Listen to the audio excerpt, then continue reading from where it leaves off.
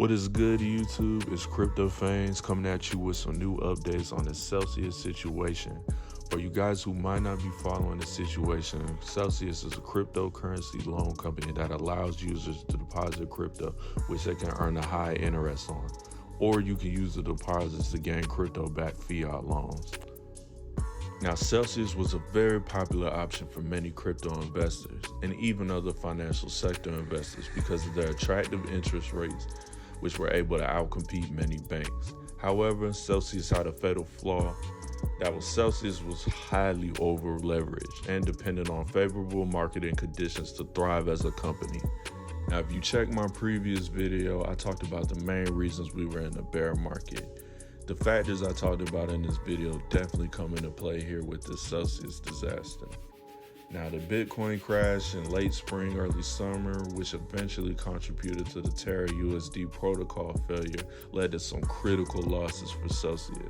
And in June, they suspended withdrawals to try and manage the loss, frustrating a lot of investors as they were forced to see their earnings dwindle into nothing, with a complete inability to salvage their investments.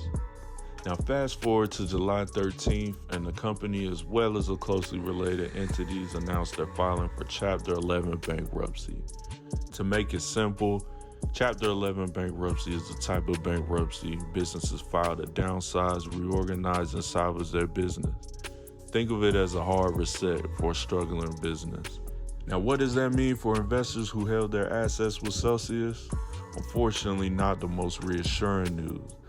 While Chapter 11 bankruptcy will help save Celsius as a company, there's no guarantee investors will get their lost value back. And as far as the terms of service that all the investors agree to when they sign up with Celsius, they aren't really owed that compensation either. So what can investors, especially new investors, learn about this experience? Well, step one, you got to be your own bank. As attractive as high yield interest rates are, it's important to remember the volatility in the crypto space.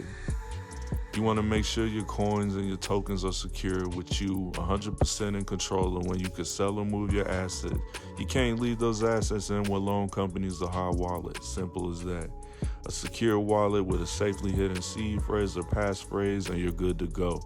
And also, never take pictures, screenshots, or save digital files with your seed phrase. And then paper is king. Make sure you write it down. I'm sure you forgot what a pen felt like anyways, because you're always typing. Just make sure you're writing your seed phrase down, and then you're good to go.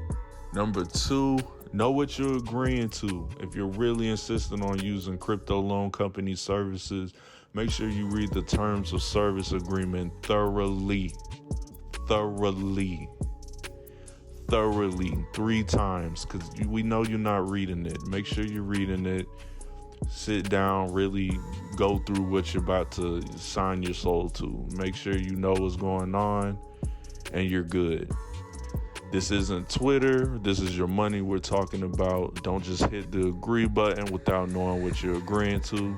You might cry later when you find out later. And lastly, we got mitigate risks. How do you mitigate risks? Well, I'll tell you. Only invest a portion of your assets that you're prepared to lose in a worst case scenario to any loan company. And stay on top of your fundamental analysis so you know when's a good time to invest and when's not. And when to pull out when things get rocky if you do invest.